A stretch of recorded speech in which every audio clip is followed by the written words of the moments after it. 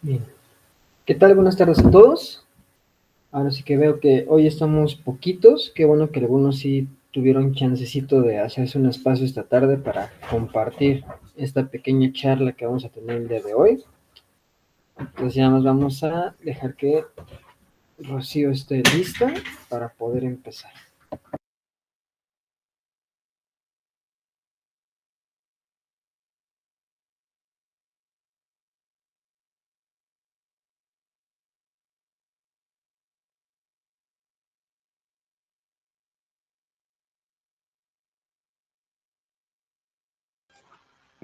Hola, buenas tardes. Hola, buenas tardes. ¿Cómo está, Rocío? Bien, gracias. ¿Y ustedes? ¿Cómo Bien. les va? Pues acá todo tranquilo por la ciudad. ¿Cómo está todo por allá? Pues hace frío. De verdad, está haciendo bastante Sí, frío. ya llegó el frío. Bueno, pues ya para ir dando más o menos apertura a este asunto, como más o menos te comentaba, estamos ahorita como en un bonus extra por parte de este pequeño curso que estructuré un poquito durante este último periodo del año, que justamente tiene que ver con las bases clínicas para poder operar desde la teoría lacaniana, o de por lo menos una forma de entender la teoría de Lacan. Entonces, en este sentido, el sábado pasado terminamos ya el tercer bloque, vamos ya a arrancar con el último bloque mañanita, pero justamente este último bloque ya se concentró más en entender un poquito la epistemología de la matemática, de la física, revisamos un poquito este asunto del álgebra, las bases del álgebra, las bases de la lógica clásica y un poquito de la lógica paraconsistente. Estuvimos checando también ya un poquito de teoría de conjuntos, lo más básico de topología, antes de poder ya hacer esta articulación con algunas cosillas del psicoanálisis. Y justamente por eso me agradó que pudieras estar entre el final de este bloque y el inicio del último, donde pues ya vamos a meternos de lleno a ver algunas cosillas un poco más de psicoanálisis, ¿no? Entonces, en este sentido, pues te doy formalmente la bienvenida, Rocío. Ahora sí que es un gusto tenerte por aquí. Realmente gracias por haber aceptado esta invitación para compartir este pequeño espacio. Bueno, para los que están conectados, les presento formalmente a Rocío. Ella es Rocío Lisbeth Rodríguez Medina, es licenciada en psicología por la Universidad Michoacana de San Nicolás de Hidalgo. Está haciendo su maestría en metodología de la investigación científica de la Universidad Nacional de Lanús en Argentina. Es directora de la sede de Apola Morelia, Sociedad de Investigación en Psicoanálisis, y de Hipatia de Alejandría, Sociedad Civil, organización dedicada a las áreas de psicoanálisis, ciencias formales y feminismo. Actualmente se dedica a la clínica en consultorio privado. Entonces, para que los que nos estén escuchando en vivo y los que vean esta clase grabada, bueno, vean el currículum tan genial que tiene nuestra ponente el día de hoy. Entonces, sin más preámbulo, Rocío, te cedo la palabra. Ok, gracias, Iván, y gracias por la invitación y pues también a las personas que están aquí. Iván me invitó a hablar de un tema que estoy investigando, que es el método axiomático en psicoanálisis. Entonces intentaré sintetizar un poquito como el desarrollo, pero igual también quisiera pedirles que sea como más dinámico, o sea, que no sea que yo esté hablando todo el tiempo, sino que si ustedes respecto de lo que comento me quieren interrumpir o quieren comentar algo, pues lo puedan hacer, perdón, lo puedan hacer y así abramos un diálogo, ¿no? Un diálogo grupal. Bueno, eh, pues no sé exactamente, ya me está comentando Iván lo que han revisado, no sé exactamente el contenido, pero pues sí, llegar a esta articulación de la axiomatización en psicoanálisis, sí implica como eso que mencionó Iván, o sea, el, el uso de algunas herramientas, algunas bases matemáticas, para poder tener la posibilidad de formalizar la teoría. Entonces, hay una dificultad para poder pensar el método axiomático en psicoanálisis y es en inicio la cuestión del método. O sea, antes que centrarnos en lo que es el método axiomático, tendríamos que pensar qué es el método. No sé, por ejemplo, eh, para ustedes, ¿qué es el método científico? Para romper aquí el hielo.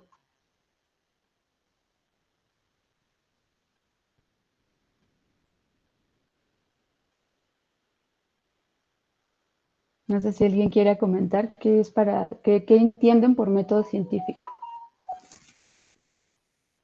Y si consideran que el psicoanálisis tiene un método.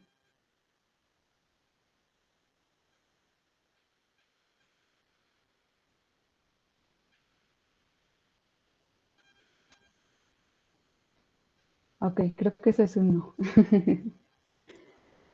Bueno, igual si quieren participar en algún momento, estaría genial que lo puedan hacer. Bueno, entonces, el primer obstáculo o el primer planteamiento del problema que nos encontramos es ese, la cuestión del método. ¿Qué entendemos por método científico?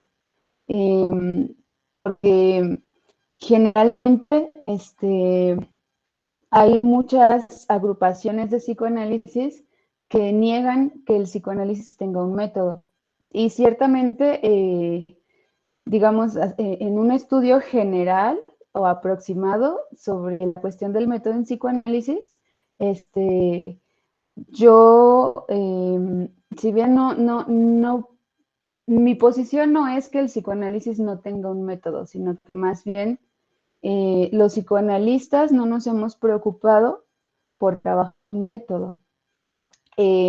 Por ejemplo, he leído muchas investigaciones que se publican donde se comenta que el método del psicoanálisis es el hermenéutico, pero cuando se desarrolla el método hermenéutico realmente no lo desarrollan, o sea, toman como del método hermenéutico porque hermenéutica es igual a interpretación, ¿no? Entonces, como que ahí se dejan llevar un poquito por el hecho de que es el método establecido en las ciencias sociales y también porque compagina, ¿no? Con esta cuestión de interpretar. Pero realmente, o sea, sí tenemos un problemita bien grande en nuestra clínica y es que, como me imagino que ya vieron con Iván, estas cuestiones epistemológicas, o sea, nosotros no tenemos una forma de tener una evidencia empírica respecto de los conceptos que utilizamos, ¿no? Como el concepto de inconsciente, o sea, ese concepto, pues no podemos dar cuenta de que el inconsciente existe en tanto una evidencia empírica, ¿no? Porque no es algo que podamos ver. O el concepto de objeto A tampoco es algo que podamos ver, tampoco el concepto del otro con mayúscula, o sea, todos nuestros conceptos carecen de evidencia empírica. Entonces ahí tenemos un problema. Entonces, ahora, ¿cómo vamos a hacer para que, aunque no tengamos evidencia empírica, lo que estamos haciendo en nuestra clínica realmente tenga un trabajo o una práctica científica? Entonces, en ese sentido, este, es donde me parece que la cuestión del método queda de lado para los psicoanalistas. O sea, realmente no usamos un método, porque como les comento, aunque en las investigaciones se justifica que la hermenéutica eh, se justifica porque forma parte de un protocolo, ¿no? De tener que escribir que usas un método.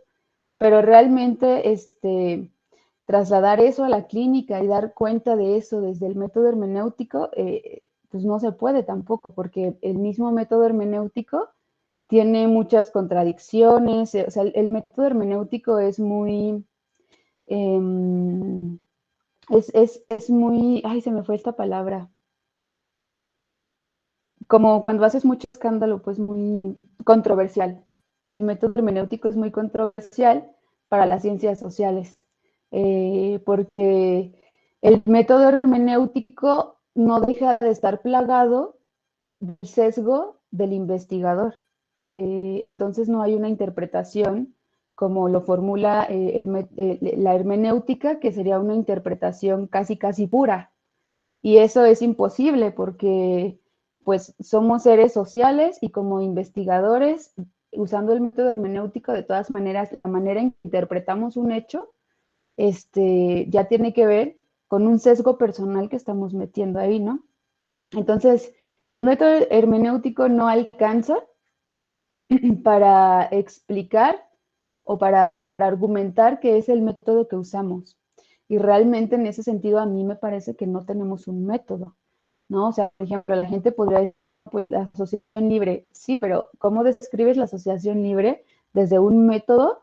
Pero, o sea, no el método de Freud, sino que hablando en cuestiones epistemológicas y metodológicas, la asociación libre, ¿cómo sería un método, una metodología en nuestra clínica, ¿no? O sea, no hay bases que argumenten el uso de un método. Entonces, en ese sentido es donde pues, Iván le da este rumbo, ¿no? Al psicoanálisis formal, que es el uso del método hipotético deductivo. Entonces, bueno, a ver, ahora sí voy a compartir.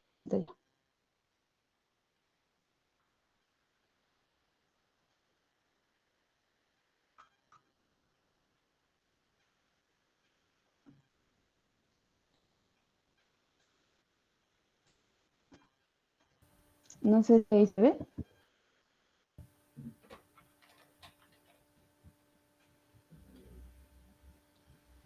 Listo, ya se ve. Se ve muy bien. Ok.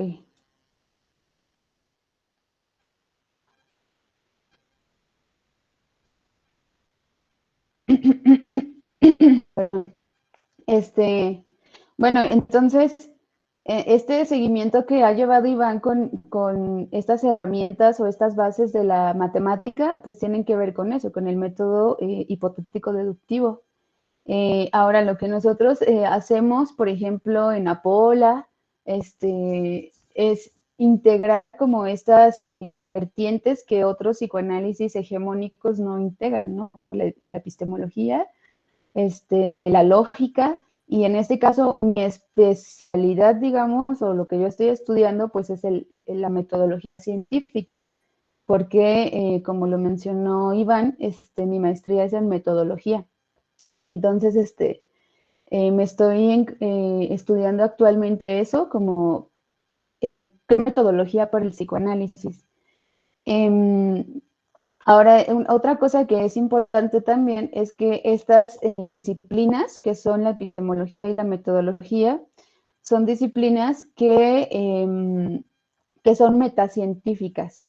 Eso quiere decir que son disciplinas que pueden realizar análisis de las demás disciplinas independientemente de su objeto de estudio, porque estas son como la base de toda disciplina que se quiera llamar científica. Entonces, un epistemólogo o un metodólogo puede analizar, por ejemplo, el método científico de la biología, también el de la psicología cognitiva, el de la veterinaria, o sea, todo tipo de disciplinas, porque el método científico tiene un conjunto de elementos que son invariantes, y esos elementos invariantes son los que se analizan cuando se está estudiando si el método científico de tal o cual disciplina realmente cumple los criterios de la ciencia, ¿no?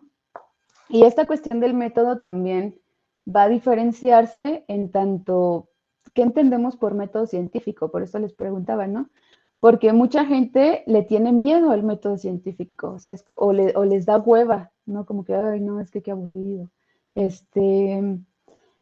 Pero porque entendemos que el método científico es el que existía hace un siglo, ¿no? O sea, el que se inauguró con Popper o con el empirismo lógico, y pues ese es un método muy ortodoxo, muy clásico, muy absolutista. Entonces, yo he escuchado varias veces este tipo de comentarios en los psicoanalistas de es que es imposible usar el método científico en psicoanálisis porque no podemos cumplir con estas metodologías, ¿no? Pero la mayoría de nosotros creemos que el método científico es el método de antaño. Y ahí es donde nos equivocamos y donde tenemos como estas resistencias de no se va a poder, qué hueva o no, etcétera. Pero ahí hay una diferencia entre ese método era o totalmente hipotético deductivo o totalmente empirista, porque estos métodos son monistas, es decir, se propone un solo método para todas las ciencias. Y desde esos cánones científicos, pues no podemos usar ninguno de esos métodos, y no solo el psicoanálisis, sino un montón de disciplinas. Pero con esta ruptura epistemológica que me imagino que ya vieron con Iván, con Coiré y todo este rollo de la matematización en las ciencias, lo que acontece es que el método se vuelve más flexible. Es decir, no estamos hablando de método científico rígido. Un método más flexible que de, digamos, ajustar o adaptar a las necesidades de cada disciplina. Y bueno, ahí es donde nos Pola tomamos como base epistemológica el falsacionismo de Lácatos, que ese ya es una diferencia entre lo ortodoxo y lo flexible, porque el falsacionismo Lácatos finalmente no es tan rígido, no tiene la rigidez que tiene el falsacionismo de Popper. Entonces Lácatos crea un falsacionismo más flexible, con posibilidad de que si algunos de nuestros argumentos que sostienen nuestra clínica, por ejemplo, son falsos, podamos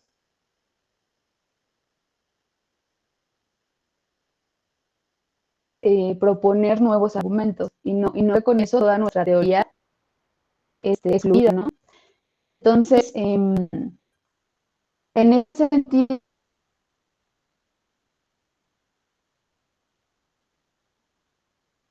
es en el que una vez que adoptamos a Lácatos como propuesta epistemológica, por eso ahí en la diapositiva dice, está la epistemología y adentro de la epistemología está la metodología, porque tu base epistemológica define cuál es tu método. Ahí tenemos que pensar qué entendemos por método hipotético deductivo, porque mucha gente piensa que este método es deducir y ya, ¿no? Sacar deducción.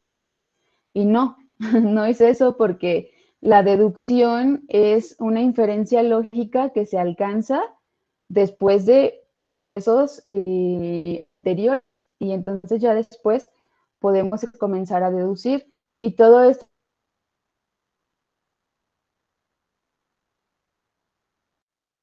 lo podemos pensar en la clínica. O sea, Cuando llega un paciente y el inicio estamos formalizando un poquito nuestro caso, delimitando como ciertas cosas, por ejemplo, es el gran otro, donde se encuentra la encarnadura del gran otro aquí en este caso, ¿no?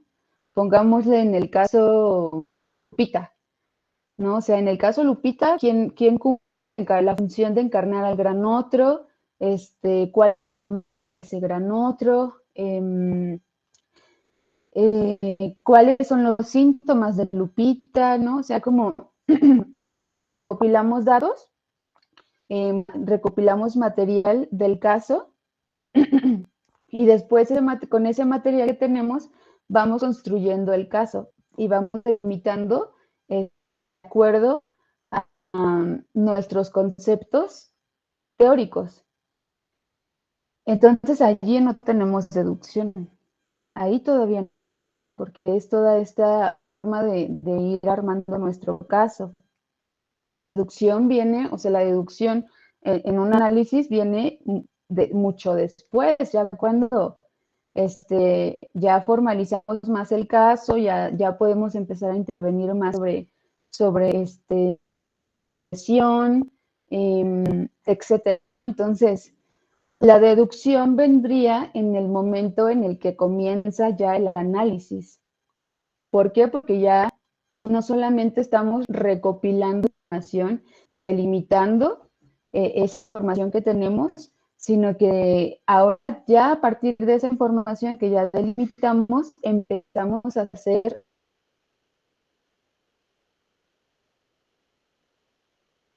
deducciones, ¿no?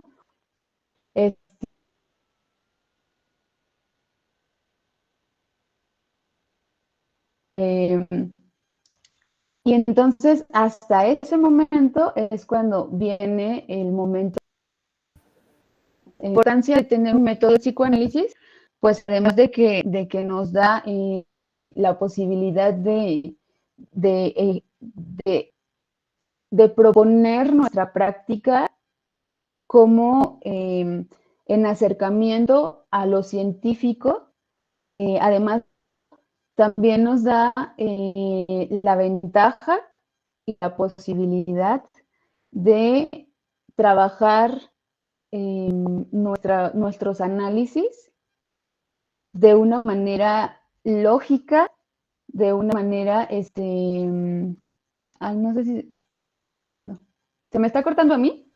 Sí, perdón que te interrumpa tantito, Rocío, pero no sé si para todos se les está cortando un poquito o solamente es para algunos.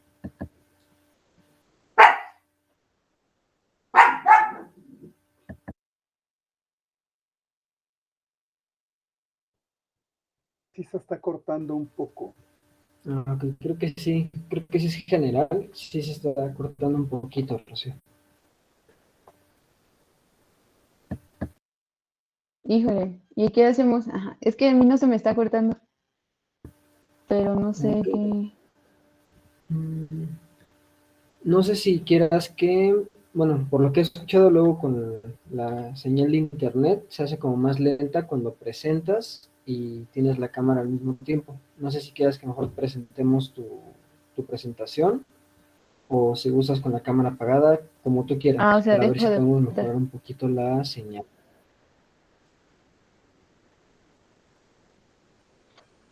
Se ve la presentación, ¿verdad? Parece que ahorita va un poquito más. Sí, ahorita ya no se ve la presentación. Híjole. Mm, no sé qué esté pasando.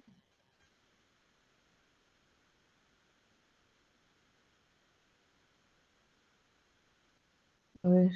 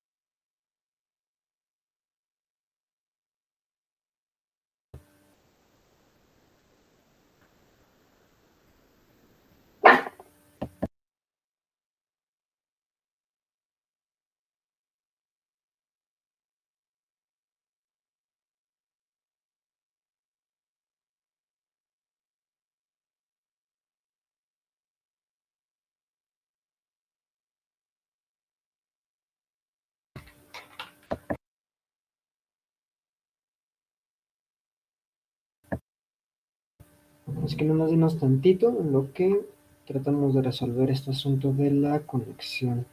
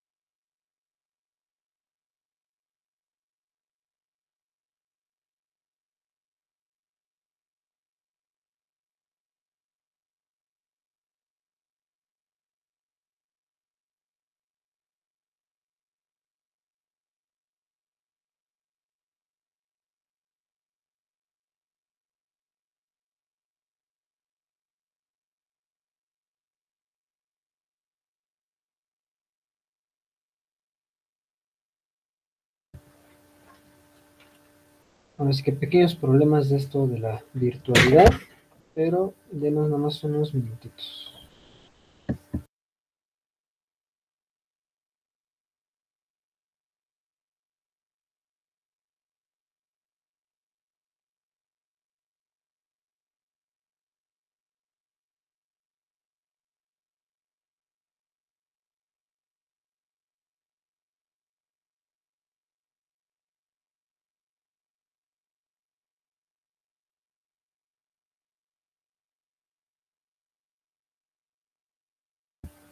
Bueno, ahí volví. A ver, ¿Me escuchan bien? un poquito bajito, Ro. ¿Ahí me escuchan? Sí, ya se escucha un poquito más. Intentaré ver si puedo poner la cámara. Em,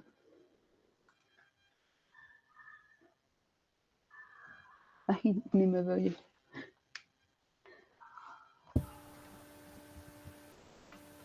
Esto se me está cortando, ¿verdad? Sí, un poquito. Entonces mejor desactivo mi cámara si les parece para que no. ¿Ahí me escuchan bien? Sí, al menos yo sí te escucho bien. Sí se escucha mejor. Ok, entonces Perfecto. le hago así y ya y mejor comparto la pantalla.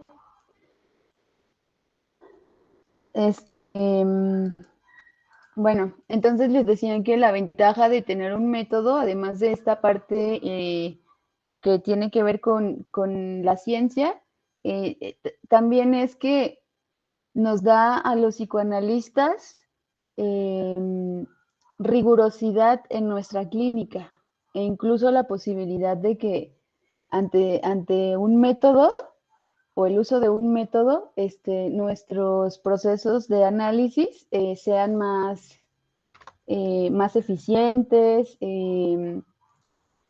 tengan mayor lógica, o sea, por ejemplo, no se trataría entonces de hacer una interpretación que se te ocurra nada más porque se te ocurra, ¿no? O porque pienses, pues a lo mejor, quién quita y pega, o porque sea como algo espontáneo, este, o que por hacer interpretaciones infundamentadas o desde el sentido común, eh, pues a veces terminamos metiendo la pata, ¿no? Con nuestros analizantes diciendo, no, pues la regué en esa intervención o etcétera, ¿no? Entonces, con el uso con la puesta en práctica de un método, ahora nosotros tenemos toda una metodología que nos dice cómo se formula una interpretación, ¿no? Porque justamente es hipotético, o sea, estamos hablando de que estaríamos formulando hipótesis y luego de lo que se derive de las hipótesis estaríamos formulando nuestras deducciones y luego poniendo en relación ese conjunto de deducciones podemos formular una interpretación.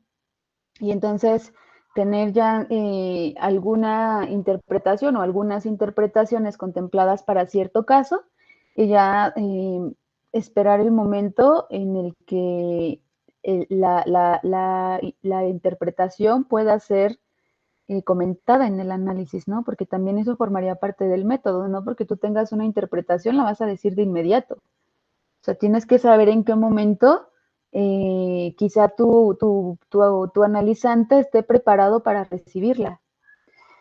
Bueno, entonces nos previene como de caer en todo este tipo de cosas. Y bueno, yo esta cuestión del método axiomático la tomo pues, del programa que llevamos en Apola. Y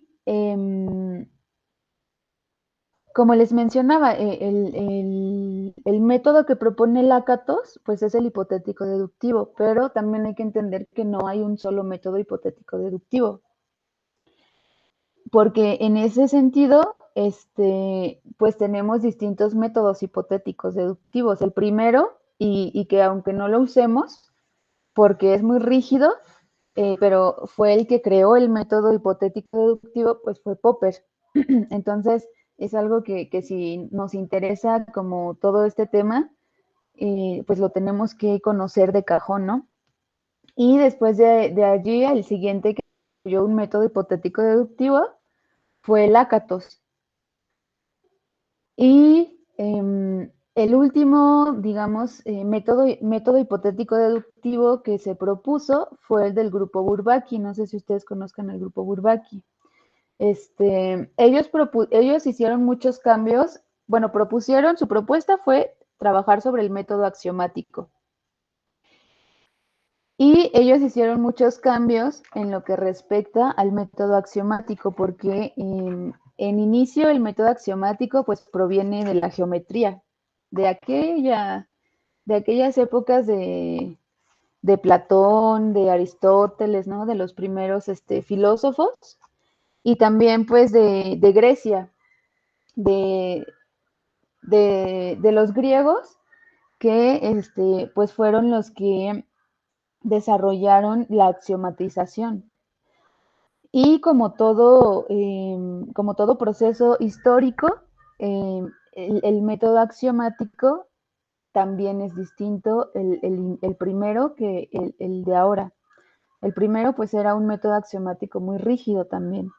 Ahora el grupo Bourbaki propuso un método axiomático flexible y además también se propuso que el método axiomático no solamente era para las matemáticas o para las ciencias formales, sino que también otro tipo de disciplinas que aspiran a la formalización pueden hacer uso del método axiomático mediante un lenguaje formal, pero ese lenguaje formal no es el lenguaje de las matemáticas, porque queda claro que no hacemos matemáticas, sino que es un lenguaje formal flexible.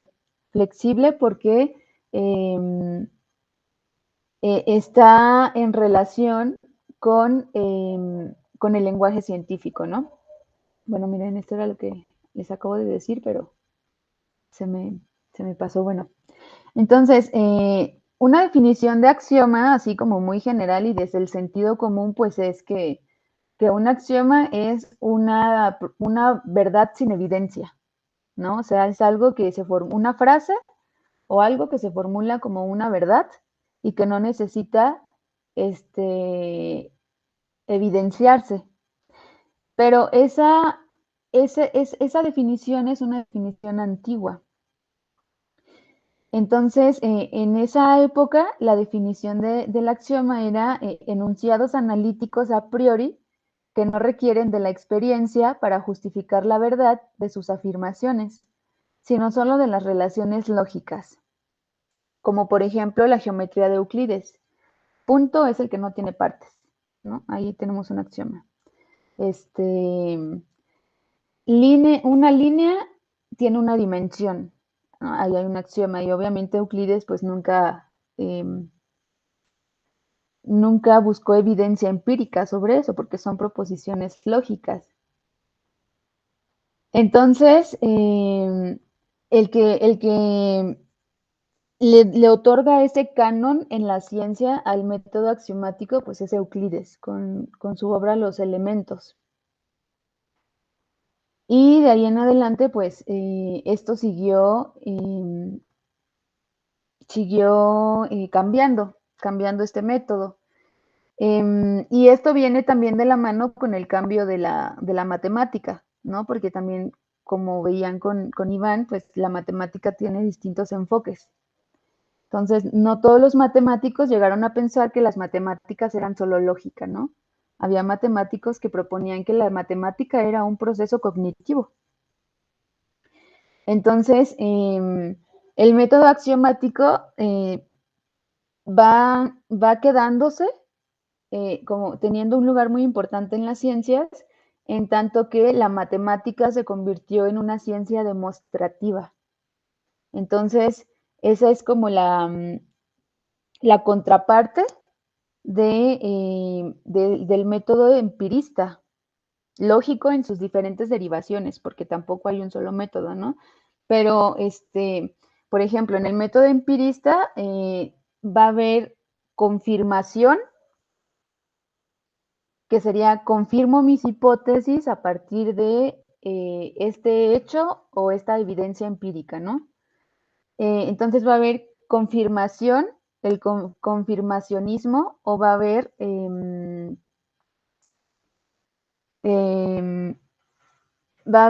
ay, se me olvidó el nombre.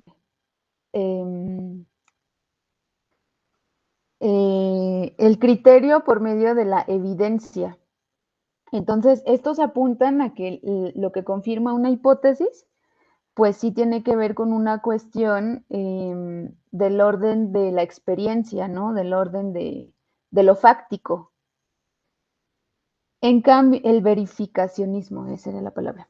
Entonces, en el caso del método hipotético deductivo, que aquí yo estoy hablando especialmente del axiomático, pues nosotros no confirmamos ni verificamos, porque como les decía al inicio, no tendríamos forma de hacer eso en nuestra clínica, porque nuestros conceptos no son palpables en esta tridimensionalidad.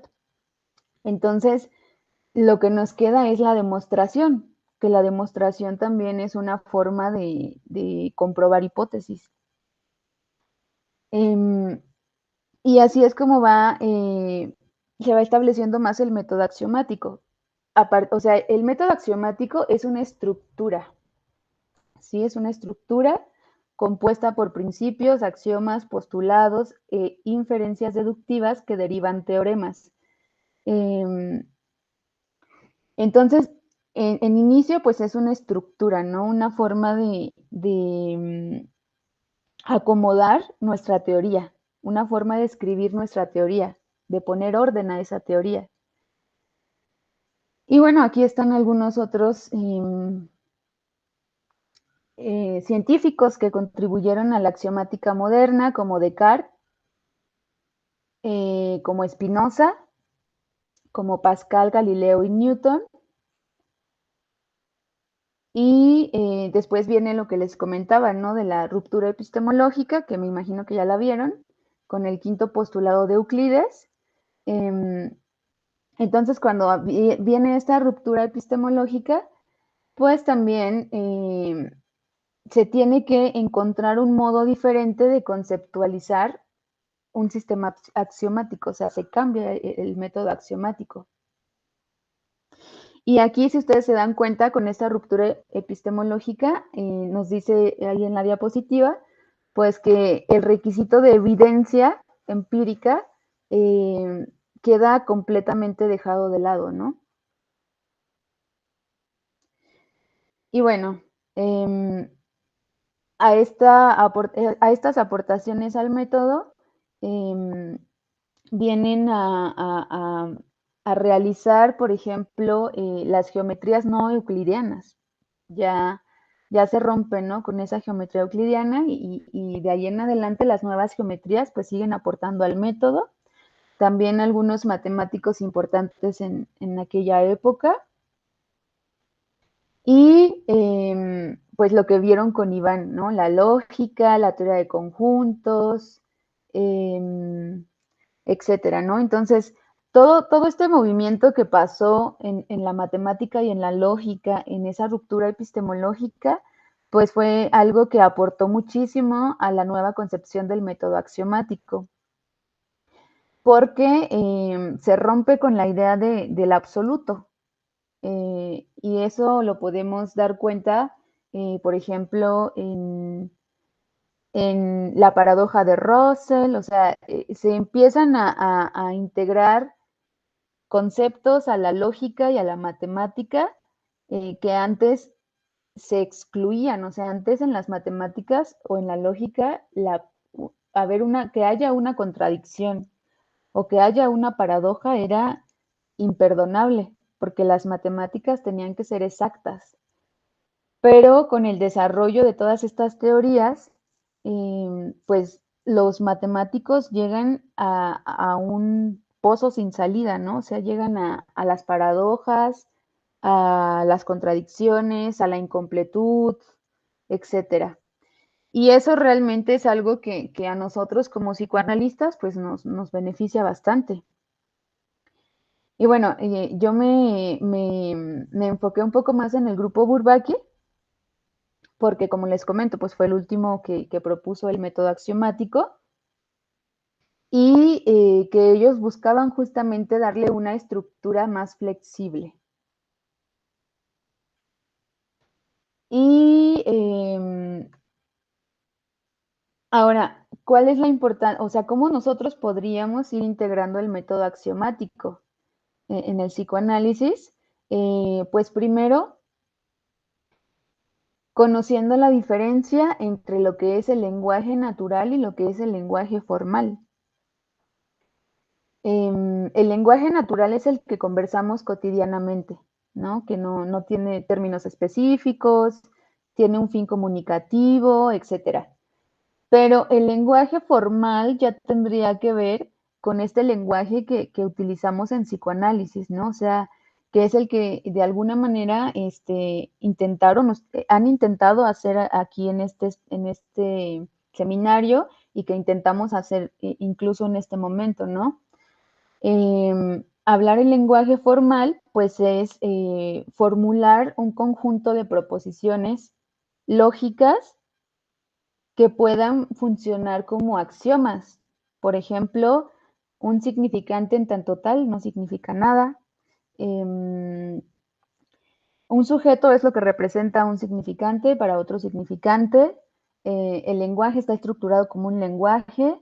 El inconsciente está estructurado como un lenguaje, etcétera, ¿no? O sea, son como esos principios lógicos que propuso Lacan. Yo me he dedicado, aunque no de llenísimo, ¿no? Pero en una revisión así como rápida, estuve buscando en qué partes de su obra, Lacan mencionaba axiomas. Entonces encontré como estos principios que él los propone como axiomas. Por ejemplo, el fantasma también lo propone como un axioma. Y eso sería un poquito ir utilizando o ir poniendo en práctica el método científico, el método axiomático. O sea, por ejemplo, si tomamos como axioma el fantasma, para empezar, el hecho de delimitar el concepto de axioma ya no pertenece al lenguaje natural. El concepto de fantasma, perdón, ya no pertenece al lenguaje natural, porque ya es un lenguaje formal que nosotros hablamos y nosotros entendemos, pero que si sales a la calle, pues la gente no lo entiende, ¿no? Y el lenguaje formal estaría en tanto la escritura de la fórmula del fantasma y poder desarrollar esa fórmula, no solamente escribirla y decir, ah, no, pues aquí está el sujeto frente a su objeto, ¿no? Sino realmente poder realizar un desglose de esa fórmula que pues vendría en el seminario 14, ¿no? Entonces, para utilizar el lenguaje formal, pues nos tenemos que empapar un poquito de cómo se desarrolla eso. Y para eso tenemos que utilizar el lenguaje de la lógica, el lenguaje de la teoría de conjuntos, o sea, entender como los operadores lógicos, cuáles son los símbolos, porque vamos a tener, por ejemplo, con Lacan, en sus matemas, tenemos símbolos que son constantes. Los símbolos constantes, perdón, son símbolos que no cambian en las disciplinas. Por ejemplo, cuando Lacan utiliza el losange en la fórmula del fantasma, pues ahí él está utilizando dos símbolos constantes, que es la disyunción y la conjunción, ¿no? Entonces, esos son símbolos constantes, porque esos símbolos significan lo mismo en psicoanálisis, en lógica, en matemáticas, en cualquier disciplina. Pero un símbolo variable, por ejemplo, ya tendría que ver con los símbolos que pertenecen a cada disciplina. Por ejemplo, el signo de pesos, que para nosotros es el sujeto barrado, ese es un símbolo variable de nuestra disciplina, o sea, es algo nuestro, porque es algo que creó Lacan. O igual la A mayúscula, y que eso es el otro, pues también es un símbolo variable, porque solamente nosotros lo usamos en nuestra teoría y en nuestra clínica, ¿no? Y bueno, entonces, una vez que ya entendemos que tenemos símbolos constantes y símbolos variables, cuando se hace esa combinación de símbolos para producir una fórmula, entonces estamos pasando a otro momento del lenguaje formal en este método axiomático, que es el que dice allí el punto número 2, relaciones de reglas de formación de fórmulas bien formadas, es decir, los matemas, ¿no? Porque ya dijimos, bueno, Lacan utiliza estos símbolos. Estos son universales y estos son solo del psicoanálisis. La forma en que él combina esos símbolos en una escritura algebraica, eso ya serían las fórmulas bien formadas, ¿sí? Es decir, ya no es solamente el símbolo, sino es una fórmula que nos está indicando que hay una operación.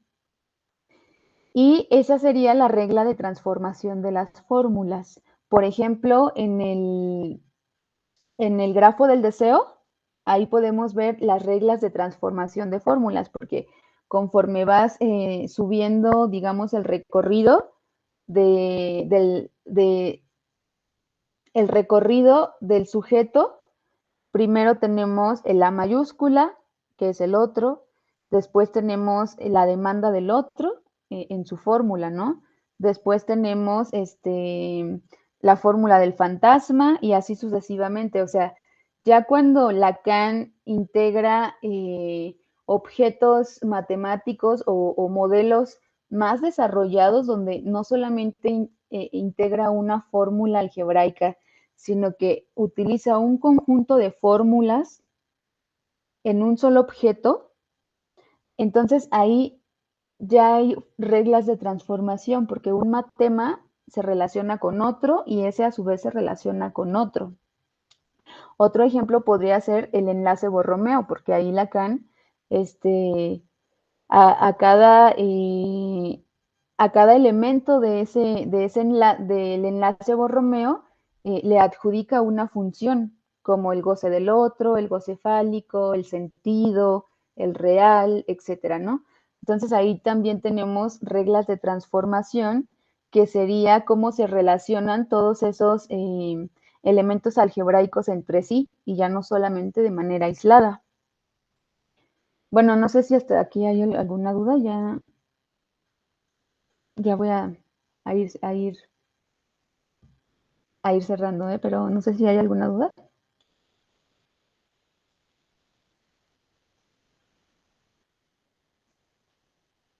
Sí, sí, Bien. efectivamente. Que si quieres te leo la... o- Sí, sí, sí, porfis. sí, porque Juventino nos menciona justamente, ¿no? Nos pone el matema del fantasma y nos pregunta si es así tal cual como es la construcción. Y nos Em, pone el paréntesis, nos pone el sujeto, bueno, el signo de pesos en este caso. Me parece que aquí una dificultad que tenemos en tanto, por ejemplo, los símbolos que se pueden utilizar en la computadora, es que ujú, hay, por ejemplo, para formar el losange, más bien se está utilizando como el de mayor que, menor que, ujú. en lugar de que podamos usar conjunción y disyunción. Pero bueno, me parece que él pone paréntesis, el signo de pesos, que en este caso sería sujeto barrado, el intento de losange por la falta de simbología en la computadora, y Ajá, la A ese es un minúscula, problema. sí, de hecho, y entre paréntesis, ¿no? Ujú. Sí, sí, exacto. O sea, ahí ya tenemos una fórmula. Y no sé, la fórmula del fantasma en relación a otro conjunto, a otras más fórmulas, eso ya es donde tenemos reglas de transformación. Porque, como les mencionaba, ¿no? Como en el grafo del deseo, que el sujeto hace un recorrido y en ese recorrido, digamos que en cada piso del grafo Lacan pone una fórmula. Entonces allí lo que Lacan nos está haciendo es eh, realizar un recorrido del sujeto de una fórmula a otra mediante reglas de transformación.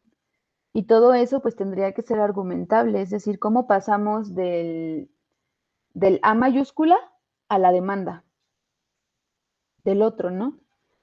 Pero ya nos está poniendo a relacionar unas fórmulas con otras.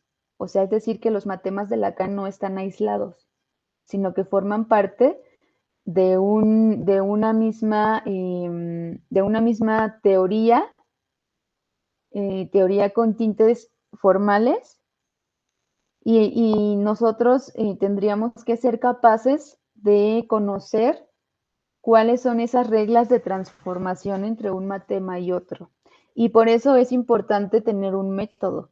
O sea, porque, por ejemplo, si tuviéramos un método más especificado, sería muchísimo más entendible. No se nos haría tan complejo, tan abstracto, etcétera, ¿no? Pero bueno, finalmente, formular o generar un método en psicoanálisis, pues tiene que ser un trabajo en conjunto, ¿no? Ninguna persona hizo un método por sí misma más que Popper. Eh, y bueno, ahí es donde ya este, tendríamos que empezar también a dar cuenta de qué es la deducción, porque yo he notado, por ejemplo, que se dice mucho, bueno, en el psicoanálisis formal, ¿no? Que se dice mucho así como de, pues nuestro método es el hipotético deductivo. Pero, ¿qué es una deducción? Pues es em,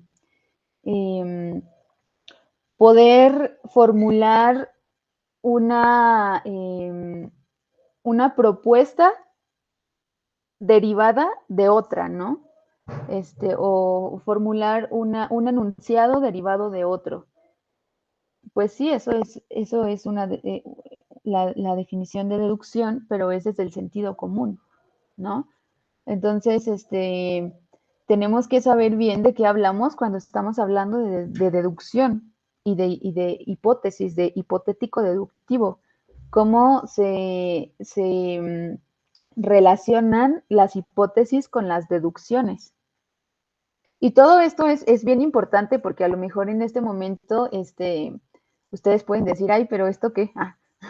Pero se vuelve de repente un poquito aburrido, tedioso, qué sé yo, porque son definiciones, pero es que justamente como es un método, eso se pone en práctica en la clínica.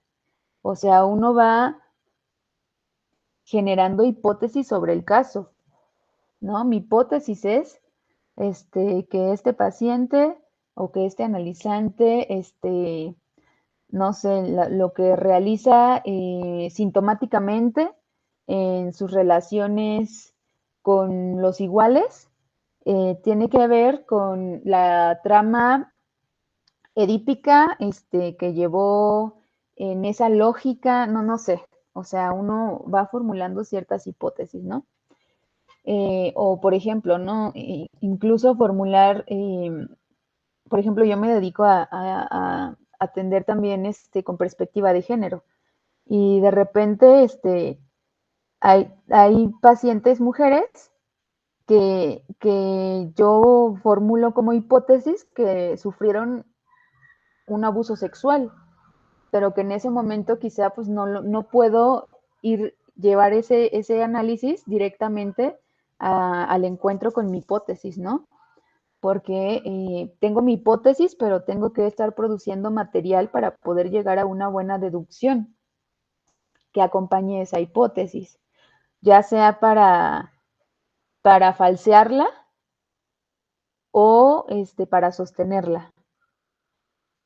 Entonces, las leyes lógicas, para eso las leyes lógicas, que siguen siendo los matemas, serían fórmulas que interpretadas dan como resultado una proposición verdadera, operaciones y leyes lógicas que aplicamos a un mapa de realidad, y son fórmulas enteramente vacías. Es decir, que cada matema de Lacan es una ley lógica. Y cada matema, nosotros tendríamos que tener la capacidad de leerlo e interpretarlo, no solamente escribirlo, sino leerlo, interpretarlo. ¿Qué significa, por ejemplo, ahí, ¿no? La fórmula del fantasma. Y cada matema, a su vez, tiene una operación lógica. Eso quiere decir que es una forma de operar en la clínica, ¿no? Por ejemplo, la fórmula de la pulsión, que es la demanda, el sujeto frente a la demanda del otro, pues eso tiene una operación sobre la clínica, que sería el momento en el que nosotros apuntamos a ir desmontando esa demanda, ¿no? O sea, cada fórmula implica una forma de operar sobre un análisis. Lacan no escribió las fórmulas nada más para que se vieran bonitas, sino que cada fórmula nos indica una operación sobre el análisis, también la fórmula del fantasma.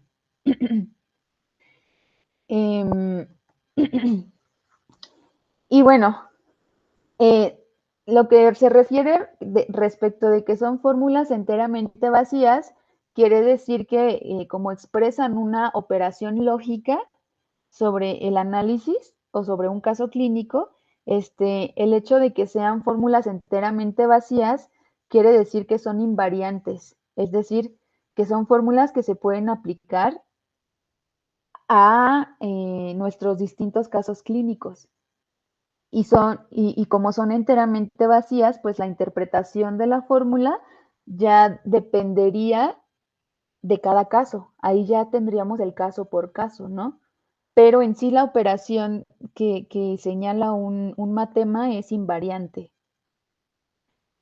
Y las reglas de razonamiento deductivo, pues es un razonamiento en el cual no puede darse el caso que si sus premisas sean verdaderas, la conclusión sea falsa. Es decir, pensemos en esta hipótesis que les comento, ¿no? Atiendo a Lupita y por el material o por los síntomas que presenta Lupita, yo puedo proponer como hipótesis que ella fue abusada sexualmente cuando era niña. Entonces, como les mencionaba, cuando formulamos hipótesis del caso, pues no vamos a lanzar de inmediato la hipótesis porque no sabemos si si es verdad o no.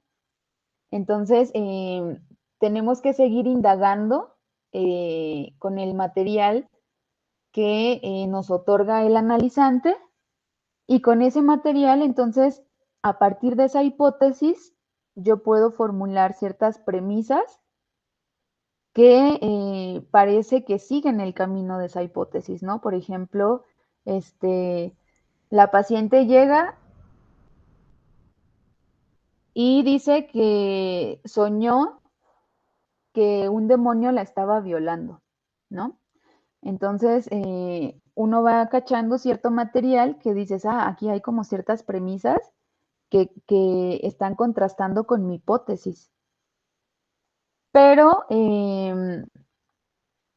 si al final de todas esas premisas que yo voy delimitando para sumar a mi hipótesis, algo la contradice y resulta que la conclusión es falsa, es decir, que a la paciente no la abusaron, porque ahora sí ya por deducción lógica, la conclusión es que no la abusaron.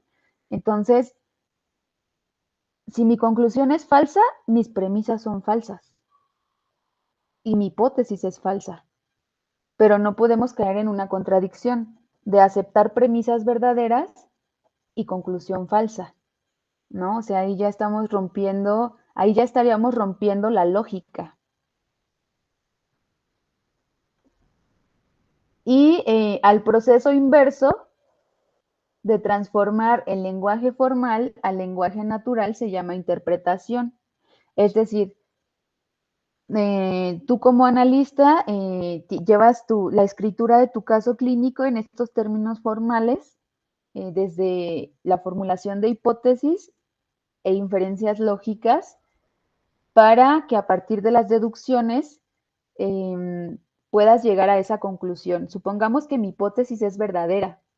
Bueno, yo no voy a llegar a la sesión a decirle a mi paciente, mira, de acuerdo con Lacan, en este momento estamos en el atravesamiento del fantasma y no le voy a llegar a dar cátedra con todas las fórmulas de Lacan, ¿no? Entonces, ahí estaría ese proceso inverso, o sea, esta delimitación y esta forma de trabajar tu caso clínico es algo que tú como analista haces, en tanto también eres investigador de tus propios casos, ¿no? Y en cuanto estás buscando solidez en tus interpretaciones para poder dirigir el análisis.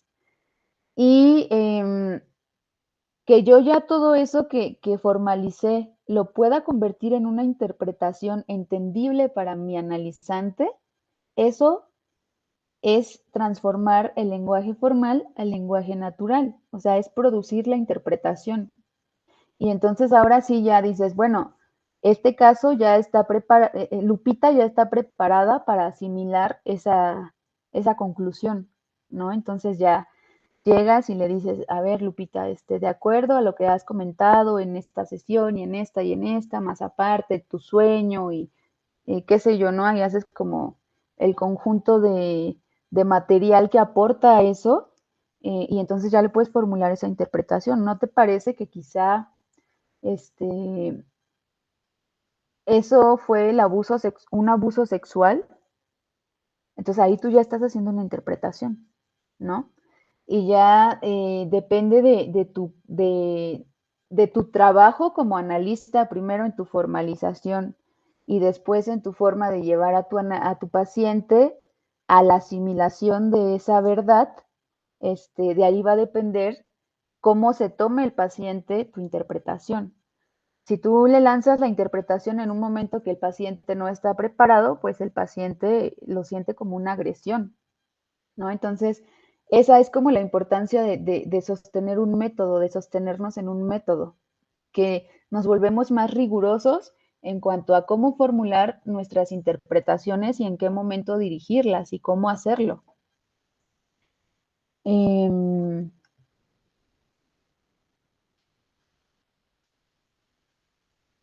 Y bueno,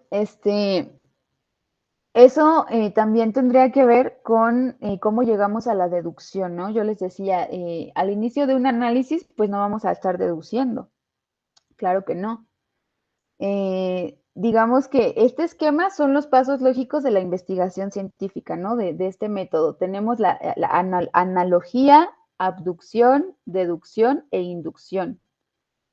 Y bueno, en ese sentido, la analogía, ahí dice, hace posible el descubrimiento y la ideación de nuevas reglas. Es decir, la analogía es un primer paso porque supongamos que te llega un paciente y su queja o su motivo de consulta, tú lo primero que haces es analogarlo.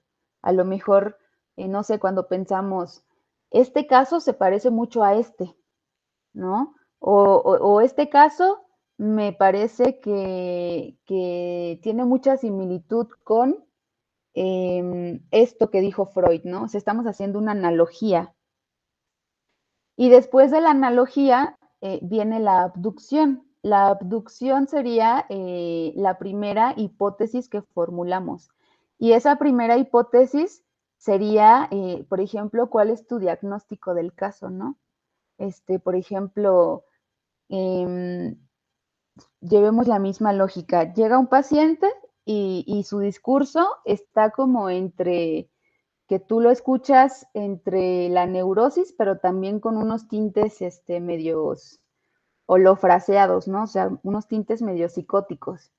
Entonces ahí la analogía sería, esto se parece mucho a esto, pero también se parece mucho a esto, ¿no?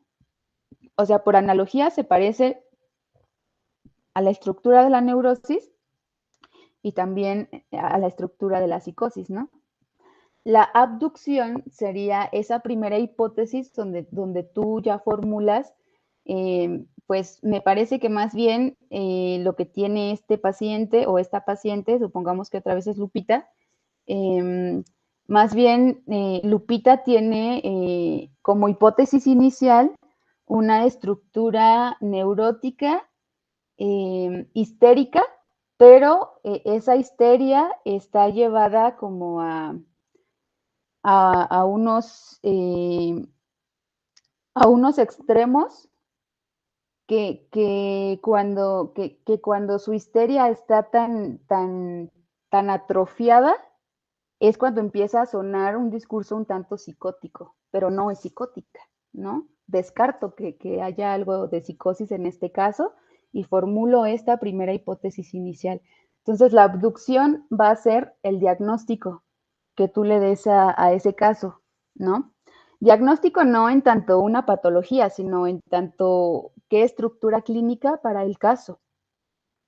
Y la deducción ya es cuando a partir de que tú realizas esa primera hipótesis sobre la estructura clínica del caso, entonces sabiendo ya cuáles son las características de esa estructura clínica, ya podemos utilizar el material del caso para comenzar a hacer deducciones, porque ahí ya va a cambiar, por ejemplo, la lógica entre una neurosis fóbica y una neurosis histérica.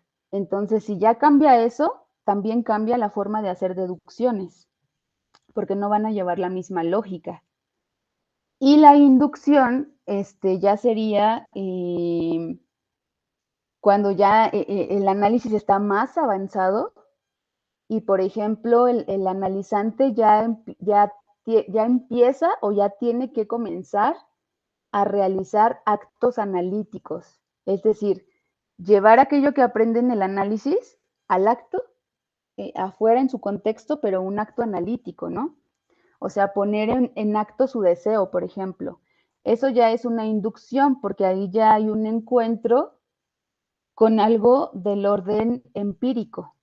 O sea, ya el analizante ya logró terminar la carrera o ya logró independizarse de sus papás, ¿no? O ya logró que este síntoma ya no le sabotee tal actividad. O sea, la inducción ya sería esa puesta en acto, pero para llegar a ese proceso de inducción, primero nos tenemos que haber asegurado de formular las interpretaciones adecuadas,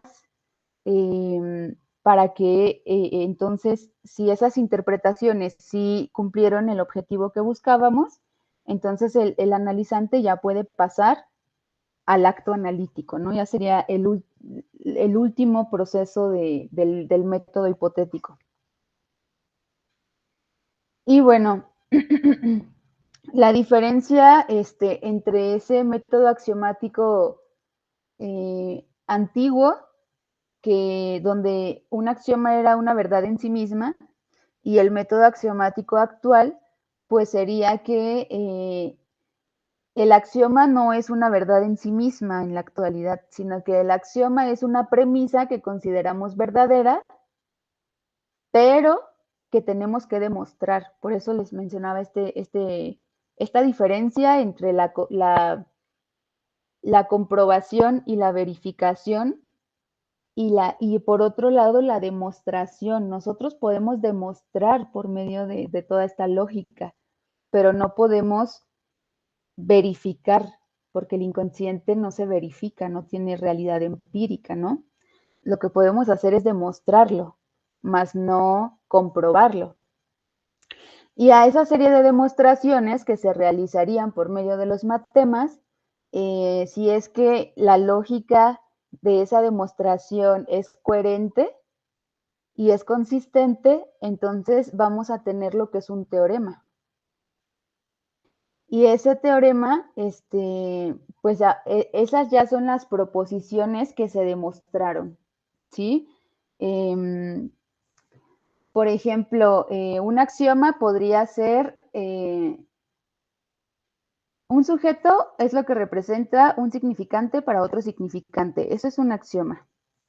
Por medio de las demostraciones lógicas, podemos llegar al teorema de que entonces el sujeto está en intervalo, ¿no? O sea, ahí van cambiando un poquito las definiciones, pero entre el axioma y el teorema va a haber un conjunto de matemas que lo demuestren. Y en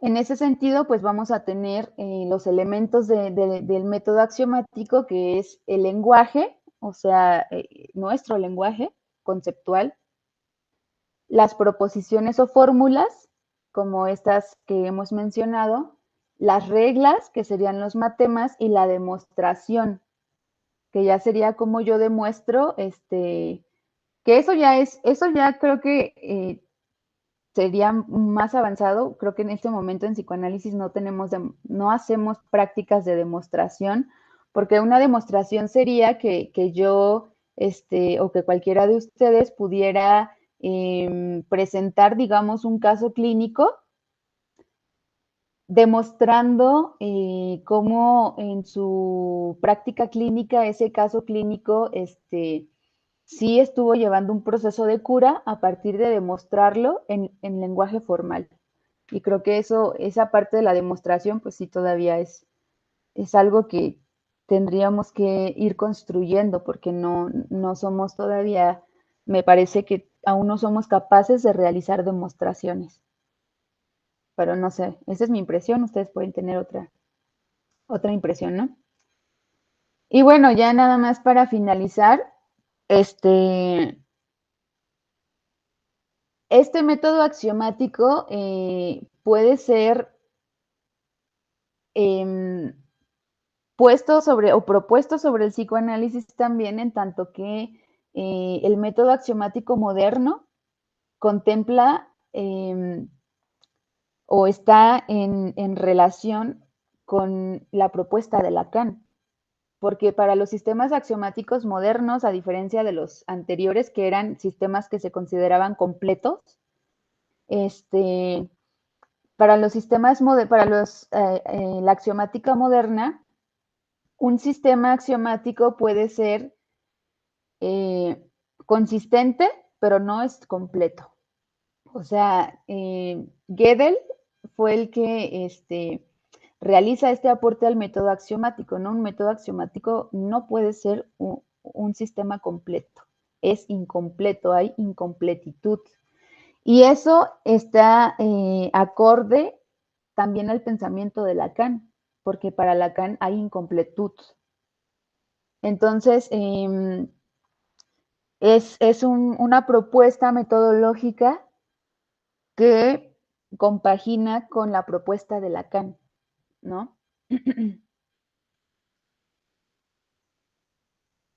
Y bueno, ya los últimos comentarios serían pues la interpretación y el modelo de los sistemas axiomáticos, es decir, que el sistema axiomático, como les decía al inicio, es una estructura, una forma de ordenar nuestra teoría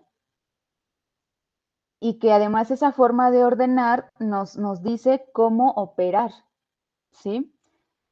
Y esa interpretación pues va a depender de en dónde se aplique cada sistema axiomático, ¿no? O sea, nosotros podríamos ser capaces de interpretar un sistema axiomático en psicoanálisis si es que existiera ya literalmente, pero también otra ciencia puede interpretar un sistema axiomático a partir de cómo lo usan para su formalización, ¿no?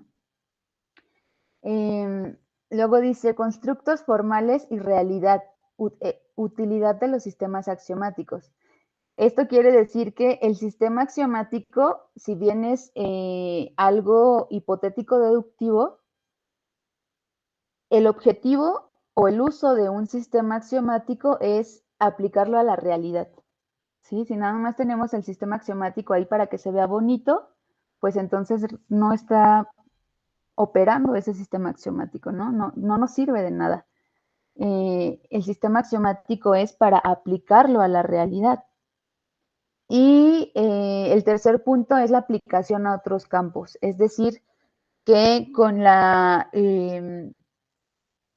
epistemología moderna y la metodología moderna y la ciencia moderna en general, el método axiomático, como les mencionaba, ya no se considera solamente para las ciencias formales, sino que cada vez más disciplinas se están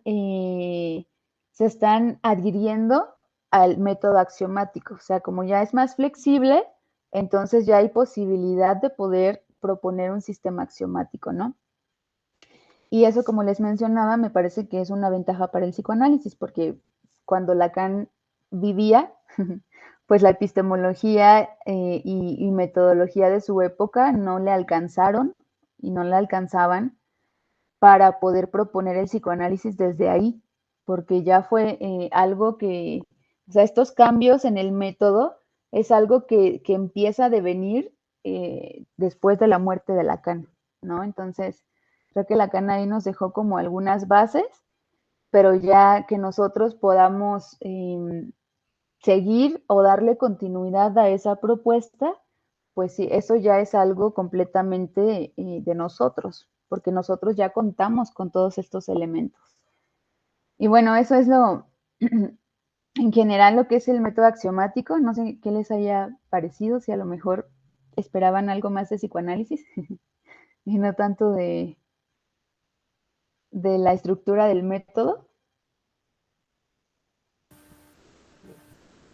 Pues también muchas gracias, Rocío. Aprovechen ahorita los que están aquí con nosotros, pues tienen alguna duda, algún comentario. Mientras, me parece que fue una clase, una sesión que se anuda bastante bien con lo que hemos estado viendo ahorita y con lo que vamos a ver el siguiente bloque de clases, que justamente ya tiene que ver con todo este asunto de el matema de Lacan, más o menos a qué hace referencia, cuál es la carga teórica que trae detrás, ¿no? Cómo se van relacionando entre ellos, todo ese asunto, ¿no?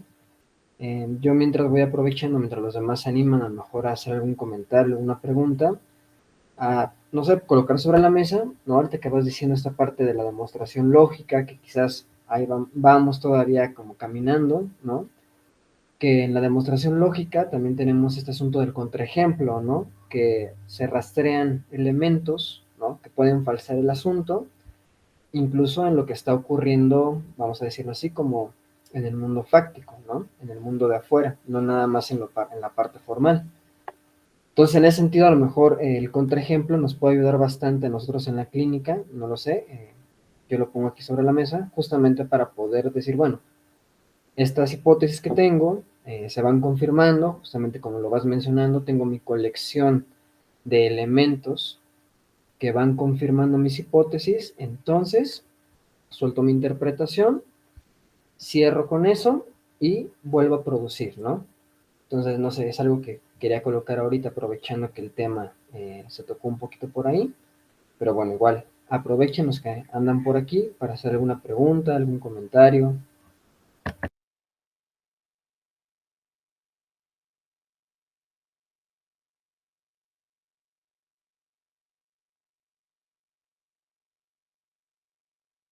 Iván, perdón, me perdí un poquito en esto que dices del contraejemplo, o sea, no lo entendí, no lo entendí muy bien.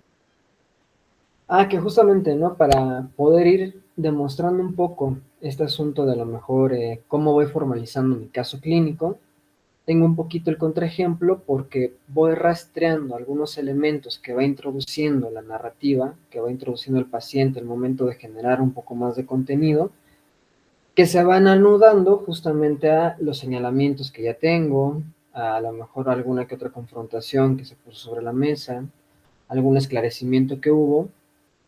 Con base a eso voy haciendo algunas construcciones y puedo terminar haciendo una interpretación, pero todo con base a lo que se va produciendo en el análisis, que tiene que ver justamente con cómo se produce cierta realidad, por así decirlo, del paciente. Poco a poco se va leyendo el texto analítico y se van saltando estos asuntos y se puede dar con el asunto del contraejemplo, quizás no tanto a lo mejor con una demostración tan formal como lo sería el método directo, la reducción al absurdo, por ejemplo. Pero el contraejemplo sí nos ayuda bastante a este asunto de decir, bueno, tengo todos estos elementos y me falsean todo esto que voy trazando o siguen confirmando lo que tengo sobre la mesa y puedo decantarlo en una interpretación. Sí, sí, porque sería como esta parte donde mencionaba que formulas una hipótesis y luego vas formulando tus premisas y a veces pensamos, ah, no, pues sí voy por el camino correcto, ¿no?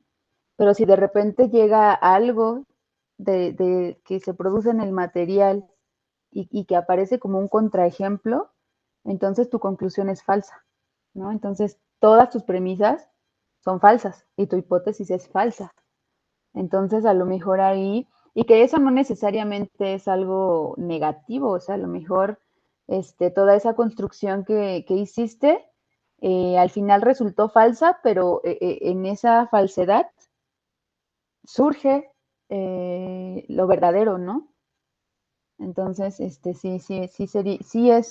sería una manera de operar lógicamente, digamos. Vientos.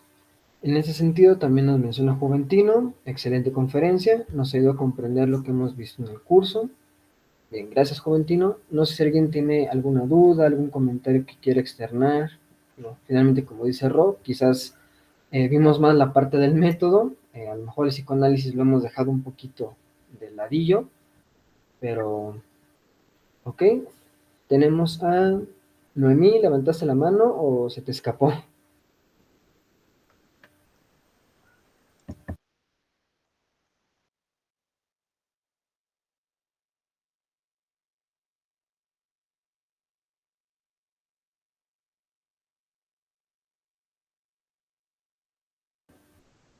Bien, creo que se le escapó un poquito, pero Juventino sí nos coloca aquí que el objeto A, ¿cómo se formaliza en la teoría de Lacan? ¿Nos puedes ampliar?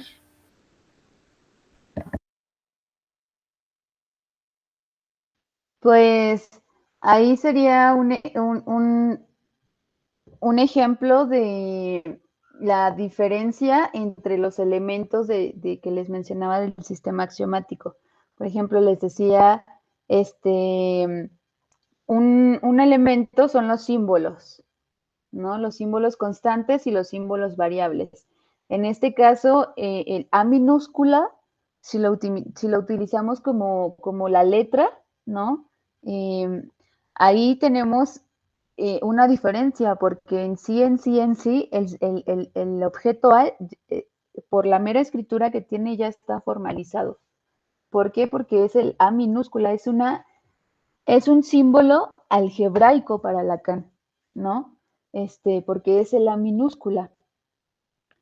Entonces, el objeto A en inicio ya está formalizado porque solamente es una letra algebraica. Pero lo que va a variar es cuando esa letra algebraica o ese símbolo algebraico está en una fórmula algebraica realizando una operación lógica junto con otros símbolos algebraicos, por ejemplo, la fórmula del fantasma, ¿no? Ahí ya tenemos el sujeto frente al objeto.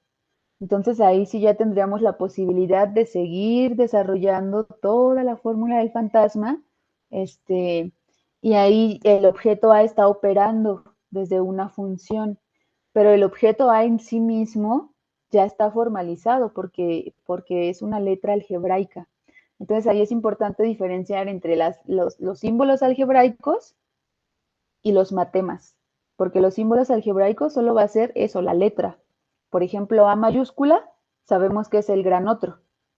Y ya, o sea, también ya está formalizado, en tanto ves A mayúscula y ya sabes que es el gran otro. Pero,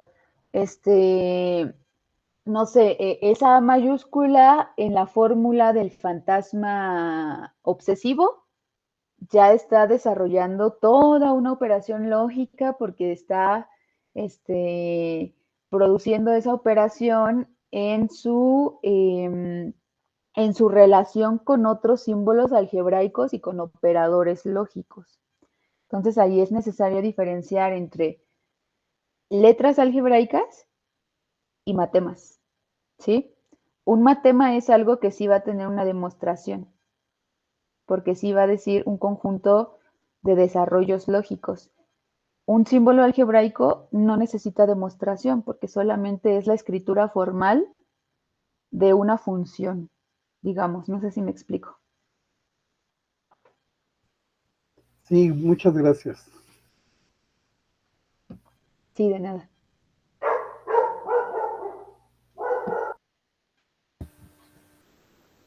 Ok.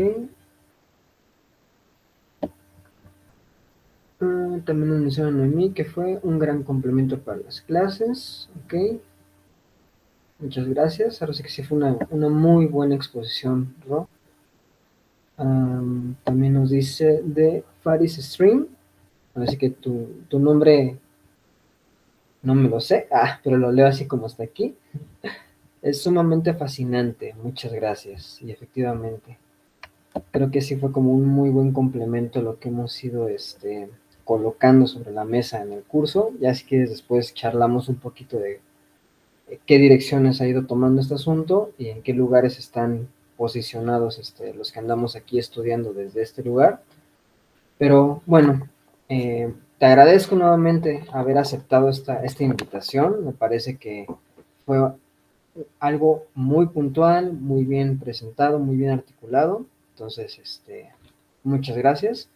Si no hay ningún comentario, creo que podemos ir cerrando, a menos de que quieras agregar algo más, Ro. No, pues también gracias, Iván. Qué bueno que abras este tipo de grupos. Y pues nada más agregaría que qué bueno que también haya personas que se estén interesando en esta nueva propuesta de psicoanálisis, porque me parece que si algo podemos proponer muy importante desde nuestro acercamiento a las prácticas científicas es que poder desarrollar un psicoanálisis formal no es algo que lo pueda hacer una persona. O sea, necesitamos un trabajo en conjunto, un trabajo en comunidad, y creo que eso da posibilidad a que nos relacionemos ahora entre los psicoanalistas desde la inmixción y no como en el psicoanálisis hegemónico, que es como demostrar quién sabe más, ¿no? Entonces eso creo que nos da oportunidad de mayor diálogo, mayor discusión y menor ego. Y bueno, pues muchas gracias. Vale. Muchas gracias. Cuídate, Rocío, y nos estamos viendo. Sí, chao. Bye. Buena noche. Buenas noches a todos también. Gracias por estar aquí. Nos vemos mañanita en las Gracias. particulares. Buenas noches.